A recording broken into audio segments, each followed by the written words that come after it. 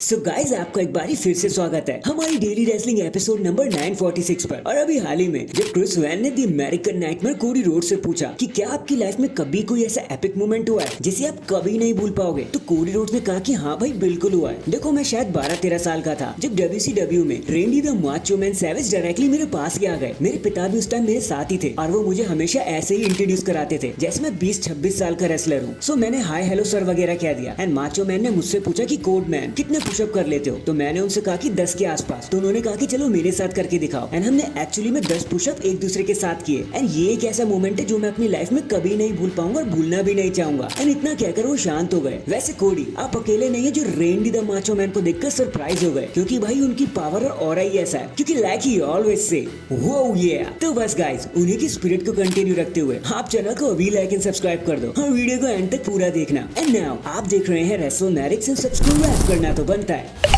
अब तो शायद ऐसा लगने लगा है कि 2024 एटलीस्ट फैक्शन के लिए तो बहुत ही बुरा है, क्योंकि पहले the blood line, then the judgment day और अब शायद न्यू डे की टीम का भी नंबर आ गया है कि उनका डिवाइन डिपार्चर कर दिया जाए। क्योंकि लास्ट मंडे नाइट रॉ पर हमने साफ साफ देख लिया था कि जब कॉफी ने ओडीसी जोन्स को टैग इन कर दिया एक्सेवियर वुड्स की जगह, तो एक्सेवियर वुड्स को गुस्सा ही आ गया था कि अबे साले तू इतने टाइम से मेरे साथ है, मुझे टैग इन क्यों नहीं किया। सो इससे क्लियरली आइडिया लग रहा है कि शायद बिगी वापस नहीं आ रहे, इसलिए डब्ल्यूडब्ल्यूई ये सोच रही है कि न्यू डे को भी ब्रेकअप ही कर दिया जाए। वैसे भी इस फैक्शन को 10 साल से भी ज्यादा हो चुके हैं और अब इनका इम्पैक्ट उतना भी महसूस नहीं होता जैसे कभी हुआ करता था। सो देखने में काफी मजा आएगा जब एक्सेवियर वुड्स कॉफी किंगस्टन पर टर्न ऑन कर देंगे। भाई तबाही मचने वाली है, क्योंकि ये तो कोई भी एक्सपेक्ट नहीं करेगा। #watch out for this। इसके बाद अभी हाल ही में मर्सिडीज मोने उर्फ साशा बैंक्स ने देखो इतना तो बता दिया कि देखो यार जब 2022 के राउंड मैंने डब्ल्यूडब्ल्यूई को छोड़ा था तब इमीडिएटली मैंने AEW को ज्वाइन कर लिया एंड आई थिंक वो मेरी लाइफ का सबसे बेस्ट डिसीजन था। यहाँ AEW में वुमेन रोस्टर एकदम अलग है, कहानी एकदम अलग है। यहाँ पर काम करने में मजा आता है, मैं खुद को प्रोग्रेस करते हुए देख पा रही हूँ एक से दूसरे दिन में। रात दिन का फर्क है। और रही बात डिफरेंशिएशन की ना कि AEW और WWE में डिफरेंस क्या है, तो वही बहुत बड़ा डिफरेंस है, रात दिन का डिफरेंस है। जहाँ WWE में आपको एक स्क्रिप्ट टाइप मिल जाती है और आपको उसी के दौरान काम करना पड़ता है, उसी के हिसाब से चलना पड़ता है। वहीं पे यहाँ AEW में आपके पास क्रिएटिव कंट्रोल होता है। आप चाहो तो डायरेक्ट टोनी खान से भी बात कर सकते हो अपनी चीजों को लेकर और अपनी स्टोरी को मैनेज कर सकते हो। यहाँ पर मुझे प्यार से रिस्पेक्टफुली ट्रीट किया जाता है। सो आई लव AEW एंड इतना कहकर वो चुप हो जाती है। सो वेल मर्सिडीज मैया, अगर देखो ये आपके लिए सही है तो फिर सबके लिए सही है। होप यहाँ पे आपका करियर स्काई रॉकेट रहे।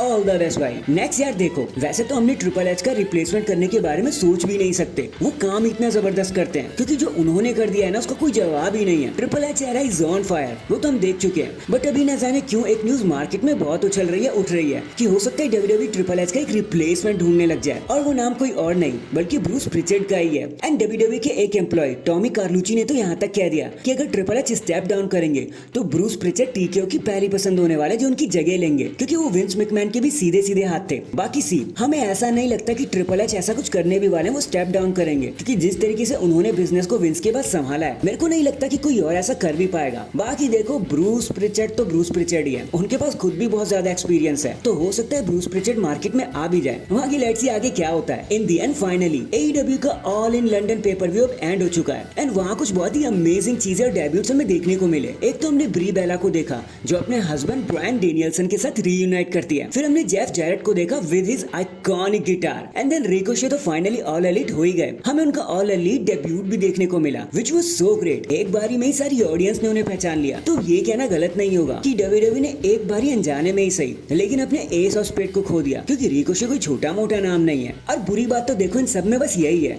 कि ये ट्रिपल एच की निगरानी में हो गया कि रिकोशे चले गए। सो क्या कर सकते हैं भाई, bad luck. So that is it guys, अभी के लिए तो बस इतना ही। आप मुझे बताना रिकोशे ऑल एलीट हो चुके हैं, इसको देखकर आपको कोई झटका लगा या फिर आपको फर्क ही नहीं पड़ा, कमेंट करके जरूर बताना। एंड अगर चैनल पर नए हैं तो चैनल को अभी लाइक एंड सब्सक्राइब कर दो। बाकी मैं मिलता हूँ आपसे किसी और अपडेट के साथ, अब तक के लिए अपना ख्याल रखें और खुश रहें।